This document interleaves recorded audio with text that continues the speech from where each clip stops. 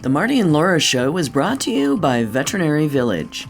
With locations throughout Wisconsin, Veterinary Village is dedicated to enhancing the quality of animal and human lives today and into the future. All right, welcome you guys. Welcome. We are back with the Marty and Laura Show. I'm Laura, and this is Marty. Oh, I'm Marty. I missed my cue. It's okay. It's all right. It's all good. It's been a long day for both of us, right? So we're really excited you guys are here. We are going to talk today about something that is really startling and really concerning, I think, to both Marty and I. And it's an article that I ran across in a magazine called MoneyWise.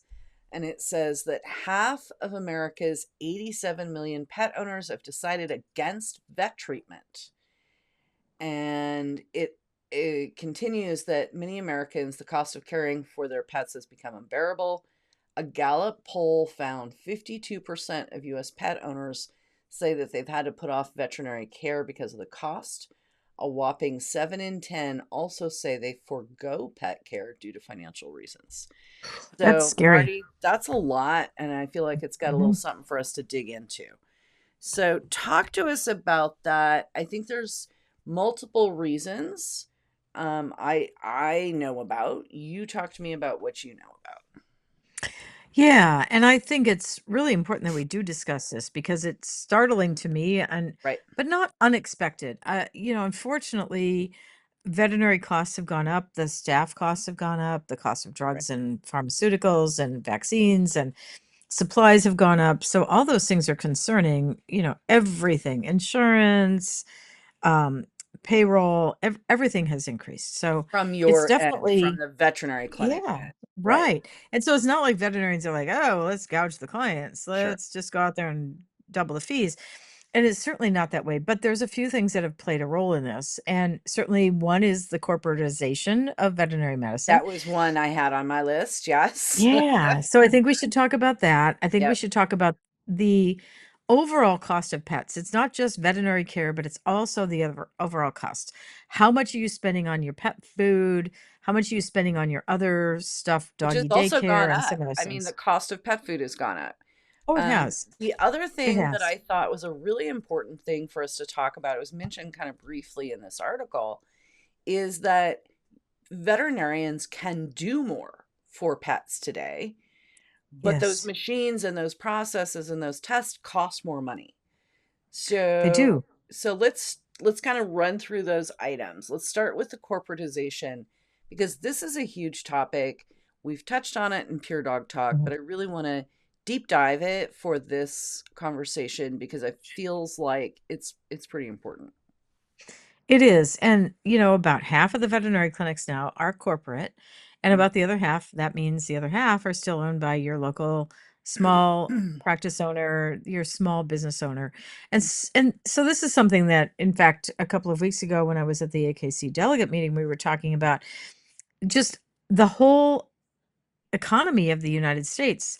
Grocery stores, gas stations, pharmacies, everything has become corporate.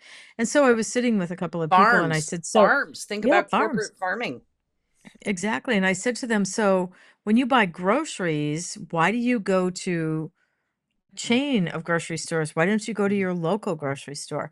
That's what I do. I go to my local store that is still owned by a small family group. It's they own 5 grocery stores now, but it's still family owned. It's not owned by a corporation. So I think you have to decide as a consumer what exactly is important to you. Where are you going to shop? Where are you going to buy veterinary care? Where are you going for your optometry, your Mhm. dentistry, your Right. all of your care?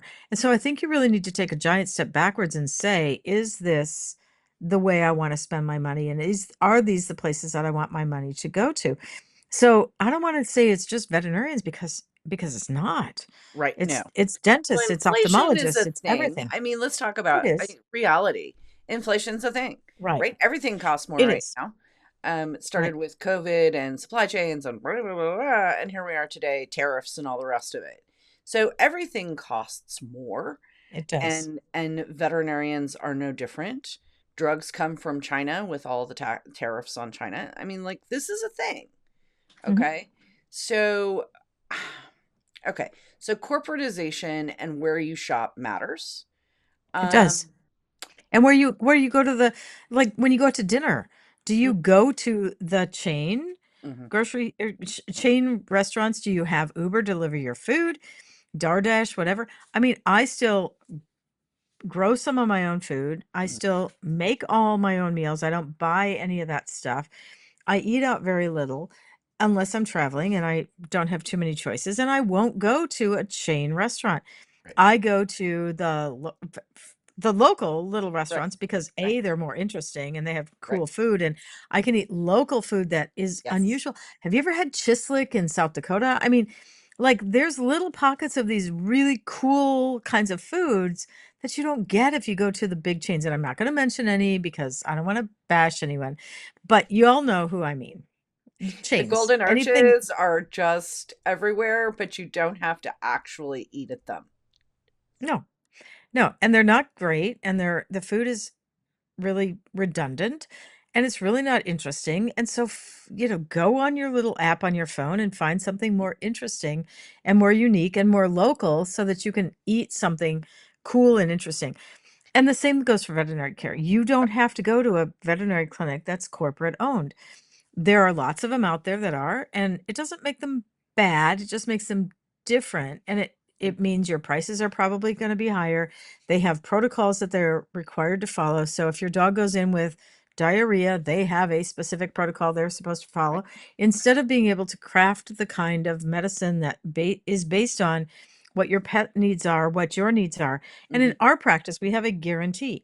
Like, our guarantee is that we will provide you a care plan that fits your needs and your pets and your resources.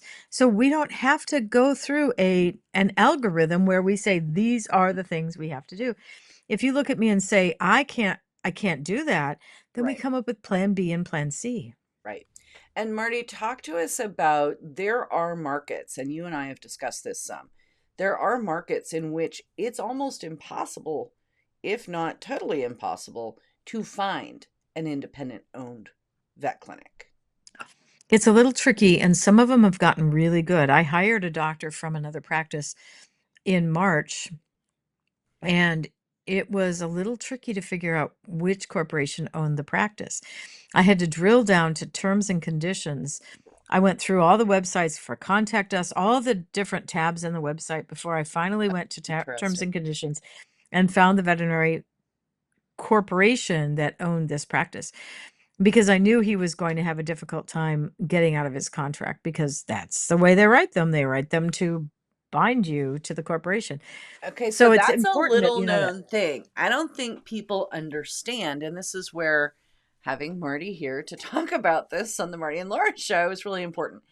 So it's really hard for veterinarians who come out of school with this huge debt load, right? Student loans, all the rest of it. They need a job. The only jobs that are available are corporate and corporate. Oh no. Well, okay, not the only jobs. There are many other jobs available, but corporate is appealing for a couple of reasons. Mm, One is that they pay a lot of money. Two okay. is they give you a big signing bonus. And three is they give you some protocols that allow you to, as a new graduate, feel more comfortable in how you're practicing medicine because they give you some guidance. But it's beyond guidance, it's right on into dictatorship. And so that's a concern. Mm, And a lot of veterinarians are looking for mentorship and they're looking for mhm. enough money to pay back Right, their school loans. right, right. And honestly, if they pay these big signing bonuses and you start at a practice that has a big signing bonus and then you don't stay for the entire time, they give you a hard time leaving your contract, they make you pay back the signing bonuses.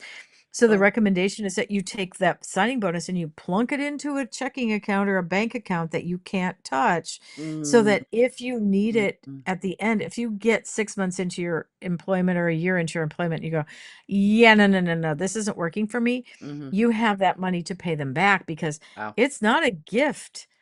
It's you owe them that money back if you leave. wow. And that's tough. The kids are coming out of school with $250,000 in loans. That's a lot of money. But there are good practices that are very willing to mentor people, very willing to give them good pay, and give them the opportunity to do their own kind of medicine so that you are not dictated how the medicine gets practiced.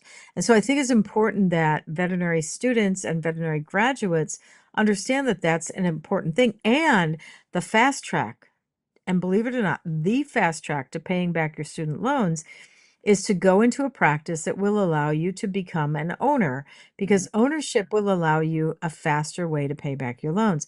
So you're not stuck with 10 years or 15 years or 20 years of loan payment, Mhm. that you go to the bank. And we were actually conversing about this with my VMG group.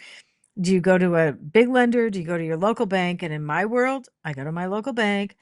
Our doctors that are practice owners in our practice have gone to our local bank, gotten a loan, been able to pay it back without doing something again at a big chain, Mhm. a big corporation. And that way they can fast track their loan repayment, because they're making an income that isn't just their salary, but they're also getting For benefits sure. from practice ownership. So they can pay their school loans back more effectively. They can be more profitable.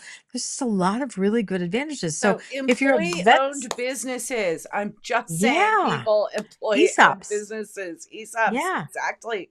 I come Yeah. from a background in cooperatives and credit unions. I'm saying. Doggy simplifies the puppy buying journey by connecting families with the perfect breed and responsible, health-verified breeders. They are the only breeder marketplace that verifies health clearances and responsible breeding practices. Through their personalized puppy matcher tool and matchmaker services, they educate and guide buyers every step of the way, ensuring a seamless process and a perfect match for their lifestyle. From initial breed consultation to introductions with top breeders, Doggy makes responsible puppy ownership easy and stress-free. So there are options. So there's Oh, an yes. option, right? So try, if you're struggling with your veterinary cost, try to track down an independently owned veterinary clinic in your area. Okay, that's number one. Yes. That's Number one. two,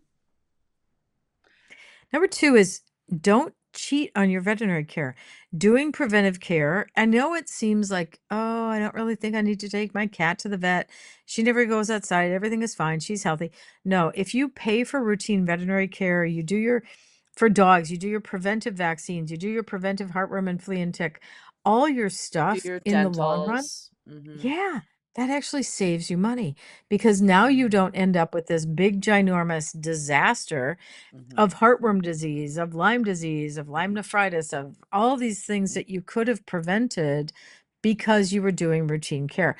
Does it cost some money? Yes, it does. But if you work with your veterinary professional and you say to them, okay, what's the most cost effective way for me to do this? We have laboratories that give us special pricing in the spring and summer for doing a fecal, a heartworm test, and a blood panel. We have rebates that you can't get if you buy your stuff at corporate. Mm-hmm. And I won't mention corporate because you all know who they are. I'm not going to get into any trouble by No, saying anything, but no, if you we're go not to going to your do that. local vet, Right. no, if you go to your local vet and you say, okay, do you have a rebate? We have rebates on heartworm preventive. We have rebates on flea and tick preventive. We have all kinds of ways that we can do better pricing.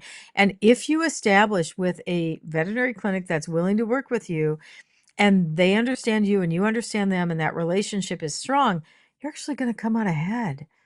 Well, and I think it's really important. Let's think about preventive care in people, right? Versus not. Like, do you get your memory screening and your prostate screening and your blah, blah, blah, blah, right? All your stuff. Yep. Yep, all the stuff. Preventive care is cheaper than treating the Yes. disease. So that's one. Yes. Two, I think that, you know, our pets live pretty short lives. I mean, a really old dog They is do. 15, 16 years old. A really old Yes. cat's maybe 18, right? Yeah. So pet insurance is a thing, but Yeah. keep in mind it's amortized over a much smaller amount of time. So it can be Hmm. expensive. Hmm. There are a variety of insurance companies. Many of them do more of like catastrophic insurance. And I think Yeah. that one of the things that I know I personally recommend is to consider pet insurance. I personally Hmm. recommend Trupanion, but whatever you like. um, because you can tell yourself that you're going to put that money in a savings account or you're going to have it on a credit card, but a lot of times you don't. Yeah. Promise, because I've lived it. So that's a thing. So think about those things in terms Mhm. of saving money. Go to a local veterinarian, work with your veterinarian, consider pet insurance, and Mhm. then let's talk about the one that I think is kind of really, really interesting is the explosion in the abilities of veterinarians to treat a variety of really serious diseases that were once a death sentence. But Mhm. that treatment isn't cheap. So let's talk No. about that. Well, exactly what are you asking about? So let's think Cancer? Are about you like asking about? cancer treatment, right? Yeah. MRIs, stuff that when I was a kid growing up, we couldn't, psh, it's not a thing, right? No, even 25 years ago, my daughter would watch Animal Planet Mhm. after I'd come home from work. We the way our TVs were set up because we live in the country, she couldn't watch the same things I could watch in the kitchen. I couldn't watch the things she could watch in the bedroom. And she would say to me, Mom, come in here. You need to watch this. And I'm like, really, I spent 12 hours today being a veterinarian. I don't need to watch it on TV, but thanks. And she'd say, No, Mom, come in here. You got to see this. They're doing it wrong. I'm like, No, honey, it's not necessarily wrong. It's just different. And so, yes, even 25 years ago, we could do some really cool things with ultrasound and MRIs and CTs and all the things that we could do diagnostically. But the question I always have for people is just because you can doesn't mean you should. Right. So, okay, so if your dog starts having seizures when they're 14 years old, Mhm. and the suspicion is that there's some kind of organic brain disease, some kind of maybe a mass in the brain. Okay, so say I send you to the university or to a referral center that can do a CT or an MRI. If they diagnose your dog with a brain tumor, are you going to take the brain tumor out surgically? Are you going to put your dog on chemo or radiation? And if your answer to me is no, then why would we do the diagnostics? If we've taken an x-ray of your cat's chest and it's full of fluid, and this is a common thing to see in cats. When I worked at the emergency clinic, if I didn't see one cat every Saturday night with a chest full of fluid, and this was 45 years ago, Wow. that was just the norm to have at least one cat. If by 10 o'clock on Saturday night, a cat hadn't come in respiratory distress because of fluid in the chest, I'd go out in front and say, okay, who missed the phone call? Like, who didn't realize what was going on when the people called? And okay, so is there a good reason that your cat has fluid in the chest? And the answer is no. It's heart failure, it's cancer, it's uniformly a fatal disease that has a very poor prognosis, a very short life outcome. Should we?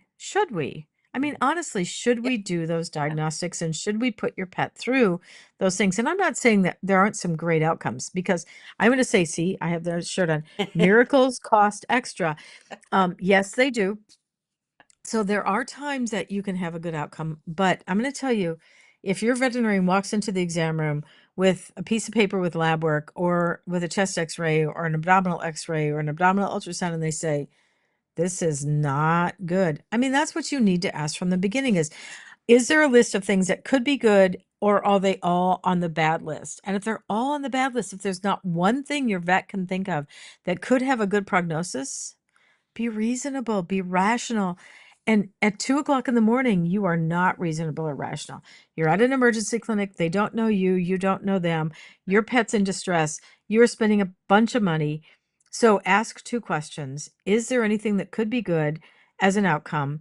And can you stabilize my pet to get through the night so I can get back to my regular veterinary clinic Right. and have a conversation with them? Because frankly, some of the diagnoses that are made, and they just did this at the Bernese Mountain Dog National, they had a speaker that Mhm. talked about how many times your pets are diagnosed with hemangiosarcomas, and that's not what they are. What if it's a pyometra and it's something that your vet could Mhm. treat medically or surgically for a lot less money, for 25% of Mhm. or 50% of what the emergency clinic would charge you? So can you stabilize my pet? Can we get through the night? Is it reasonable? Is it rational? And can I get out the door for a decent amount of money and go back to the place that they know me, I know them, I love them, they love me, and we can figure out what plan A, plan B, and plan C can be. Now, Mhm. sometimes there aren't plan Bs and Cs, but many times there are, and many times the emergency clinic slash referral centers don't give you those options because A, they're corporate, Mhm. and B, that's not how they're trained. They're trained to take you to surgery in the middle of the night or as soon as their surgeon walks in the next morning for $10,000 when your vet may do it for 2,500. Right. Right. And I think there are instances in which that's a good thing, right? Like Mhm. our pets need emergency care and Absolutely. it's an emergency. And there's times that it's not. And so those are the tough things. And I think Mhm. too, I mean, you can speak better to this, but you also work in a really high staffed facility. A lot of the locally owned veterinary clinics have one vet. Mhm. Maybe if you're lucky, they have two, and they're booked out 6 weeks. Mhm. And so, with when you come in with an emergency at 5 o'clock on Friday night, that means that that veterinarian who's already at a 10-hour day and the staff, many of which are already at 10-hour days, are now going to be there for 15 hours instead of going to an emergency clinic, which is what they're for, Right. right? Right. So Well, I think but there's they a used lot to of be. those things that that like needs to be in consideration. Yeah, but the emergency clinics started. I worked at the first privately owned emergency clinic in the country. Until then, that was in 1981, and until then, the emergency clinics were owned by groups of veterinarians that said, "We can't do this Right, anymore. We're just going to share call." But right. Jan Kovacic in 1980 decided he was going to start his own privately owned clinic. That was the first one. So this is a business model that's only been around for 45 years. Mhm. And in that amount of time, they went from being, here and there to being lots of places at universities, at private ownership, a lot of really good things. And then corporate happened, and then COVID happened. And when COVID happened, staffing became an issue, doctors, lay staff, everybody became an issue. And so the business model that veterinarians like us had become reliant on, and we're not close to an emergency clinic. We're 45 minutes to an hour away from them, but they were all around us. We could send people if they live north of us, we'd send them one place. If they sent south, southeast, southwest, whatever, we could send them to different places. And so we had a lot of options. And there was no big deal. You'd show up at their door, they'd let you in, they'd triage your case, Triage, they'd take right? care of you, and they would fix it. That doesn't happen anymore. I have clients that have to call 4 or 5. I mean, when we have a cat that comes in with an obstructed bladder, I have my doctors, they're looking at their staff and saying, "You call this, you call this, you call this, you call this." They're calling 4 emergency clinics and Mhm. seeing if there's anyone that can even take that case. So the business model has shifted, and we're kind of in a pickle because the things that because your vet doesn't do after most vet clinics don't do after hours care anymore because they've been relying on this. The staff has become accustomed to it. The doctors have become accustomed to it. And now we're backsliding into a situation where we don't have those options. So it's kind of a problem. Mhm. No, it's a huge problem, not a little problem. It's a big problem. It's a huge problem, and it takes an enormous toll on the veterinarians and on their staff. Mhm, mhm. Um, I I I I see it personally all the time. Um, okay. So we've diagnosed the problems. We're good at that. So Right. solutions. What's that? Solutions. What are Solutions. solutions? So preventive care, we talked about one. Um, health and pet insurance, pet health insurance. It's two. Hmm. Um, we've talked a little bit in the past, but maybe we can take another 10 minutes or so and talk about things, ways that you can, as an owner, as an average owner with no veterinary understanding at all, can sort of triage your pet and Hmm. say, it's a runny nose, he's not going to die, it can go later. Or, Right. whatever it is there, what can we give people as structure? Just really identifiable structure.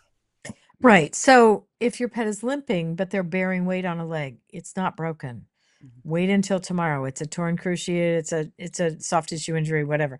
Wait until tomorrow. So unfortunately, there are some things that you need to sometimes use good common sense. Mhm. Talk to your friend, talk to your neighbor, talk to your mentor, talk to your breeder, kind of figure out some of that stuff. I hate to say to Google stuff because sometimes it's Dr. Google reliable is, yeah, and that's why sometimes there's it's not. us. That's why Yeah, there's but us. there are a lot of organizations now that have an online presence that like we have a 24-hour answering service. Mm. So if you call our practice, and a lot of practices use these services now that triage cases, you call our practice, you explain to them what's going on. They have a vet tech on the phone that will help you. And there are telemedicine cases that are the That's what similar I was gonna mention. situation. I know these popped up during COVID, and you and I Mhm. talked about it once, maybe not even on a podcast. Talk to me about the telehealth that's available for veterinary medicine. Did it really continue to develop after Oh, yeah. COVID, or no? Yeah, it has. And I'll tell you, probably the best telemedicine that we have is for poison control. And Mm, again, poison control, National Animal Poison Control, pet right. poisons, they developed again 45 years ago that if your pet eats something that now, of course, a pair of underwear is different than a gummy, but if your pet eats something and you're not sure if this is a problem or not, you call the National Animal Poison Controller, Pet Poisons. You give them your credit card number. You tell them what your pet is for breed, how big they are, how old they are, all the stuff, how much of something you think they've ingested. They have toxicologists that are available 24 hours a day, 7 days a week, Mm. that can look at like we had a dog this week that ate nicotine um Oh, like gum. lozenges or gum or something? Yeah, and it's got xylitol in the coating. So we were concerned about the xylitol, we were Mm, concerned about the nicotine. It's a little puppy. It's a young puppy. It's a little mm, bitty thing. But we're on the phone with poison control. The owners were EMTs, so we were able to come up with a treatment plan that mm. wasn't a gajillion dollars, didn't require an emergency clinic visit, all this stuff. So if you have to pay them 60 or $75 to That's a heck do of a a lot consult for cheaper. poison control, it's a lot cheaper. They can tell you, do I need to make my pet vomit? Should I not make my pet vomit? Because sometimes it's not safe. If Right. it's something that's irritating to the GI tract, or if it's something that may cause a seizure, they're going to tell you don't make them vomit. So don't just automatically do that. So Mm, call poison control, get the information, have the package in your hand when you call, have your credit card number in your other hand. Know this stuff because you may not have to go to the emergency clinic. mm, And if you do, they've developed a treatment plan that tells the veterinary clinic when you walk in the door, what do you need for an antidote? What do you right. need for fluids? What do you need for all the stuff? So in the long run, you actually do save money. It's $75, but it's a lot cheaper. They In may the tell you, scheme of oh yeah, things, stay home. in the scheme of things, it's a lot cheaper than a It's lot of cheap. the vet bills I've seen. Right. And people say, well, why do they charge me for poison control? When I call about my kid, it's free. That's not free. It's funded by your government dollars. So get a grip, folks. So it's not really free. It's just how the funds are directed. So call poison control if you need to. Call your veterinary clinic after hours and see what their services are. Call the emergency clinic. So you go to an emergency clinic if you have to go to one. Make sure that if you think your dog needs surgery, they actually have a surgeon there. So when you walk in the door, do you have access to a surgeon? If my pet had a pair of underwear, can you induce vomiting? Can you help me with this? There's a drug called Clevor that's an eye Mhm, drop that mhm, will induce vomiting in your pet. It's much safer than hydrogen peroxide. And mhm. if you have a dog that eats socks and underwear and other weird things like Right. gummies and all this stuff as a regular basis, talk to your vet and see, do they have the ability to dispense something like Clevor to you so you have access to that. So after hours, you have plan B. Have your first aid kit book. Have your first aid course. We taught a We great have a first aid whole course. course that's going to be available. Is available Yeah, now on it Vimeo. It'll is. be available on a It new is. platform. I think that's a really important point. Know what you can do. You are not helpless, and No. you don't have to be a veterinarian to know some really basic common sense things, and just a little bit of time that you spend on like our canine Mhm. 911 veterinary emergency class will save you thousands of dollars Right. potentially in the And long run. and and talk to your vet. Can you have some pain medication at home? Can you have an antibiotic at home? Not wild amounts that you're gonna just Right. willy-nilly be using, but the pet Something to get your you through a couple medication your pet days, it's a yeah. weekend.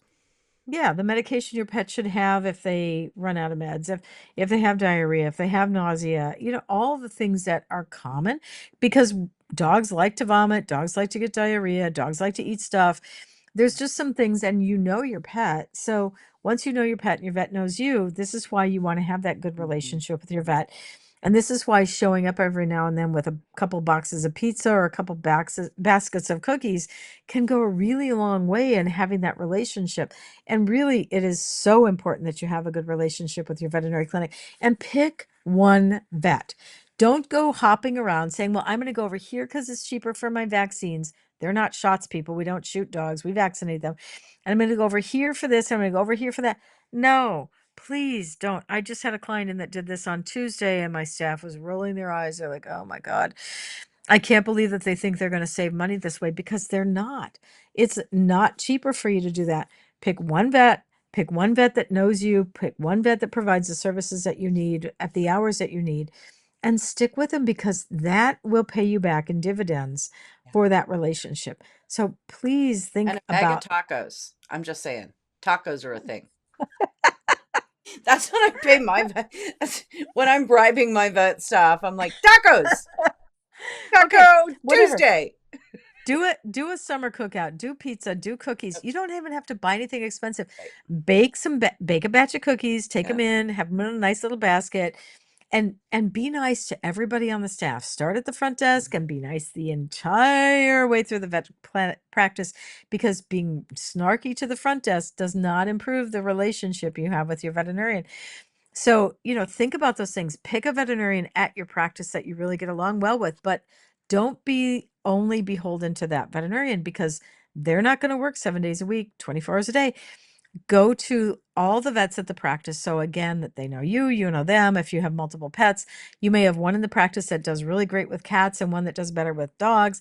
So know the resources that you have and have those things all worked out so that it makes sense. Just think through how would you want to be treated if you were the employee at the vet clinic, and be thoughtful about those things.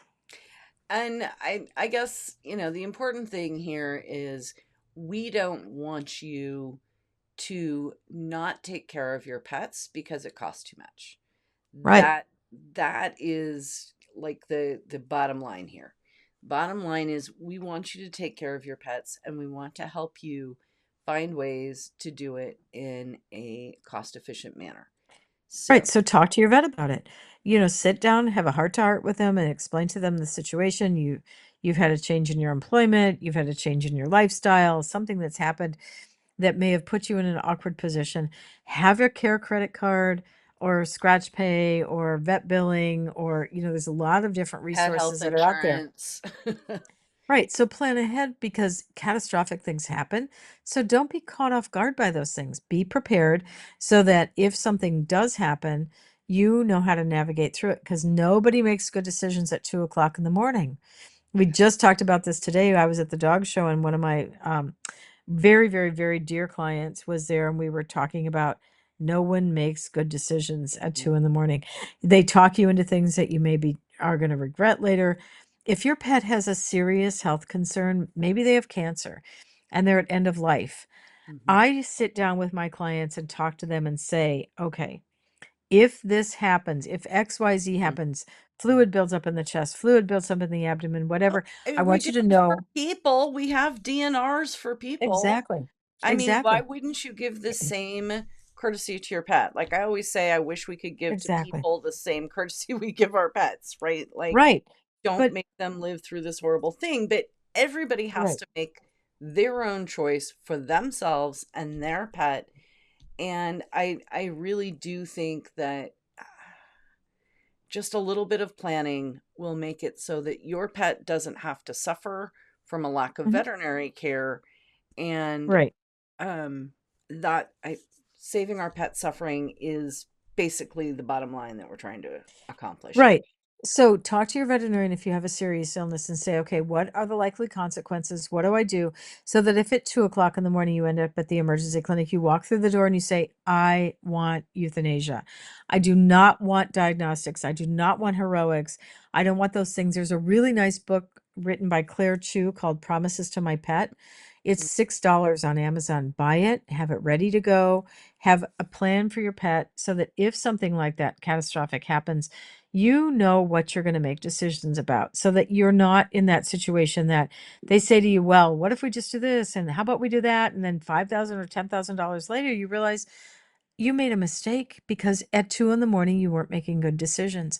So have those thought processes, work them out with your veterinarian, have a good relationship. Don't go in once every 3 years to your vet for a rabies vaccination.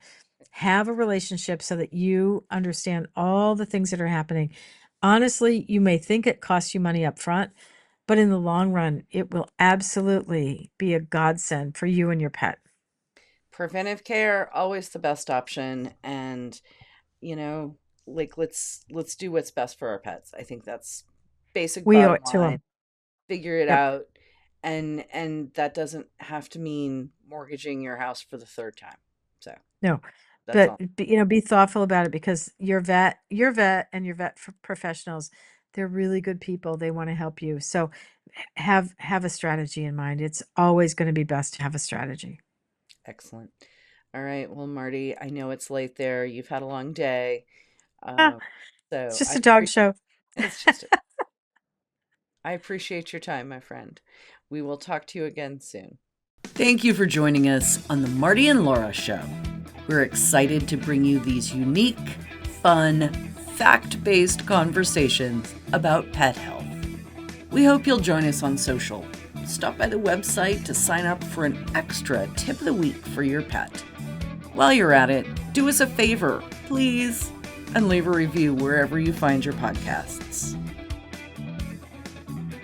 The Marty and Laura Show is produced by Pure Dog Talk, Inc., sound design and editing by Premium Audio Services.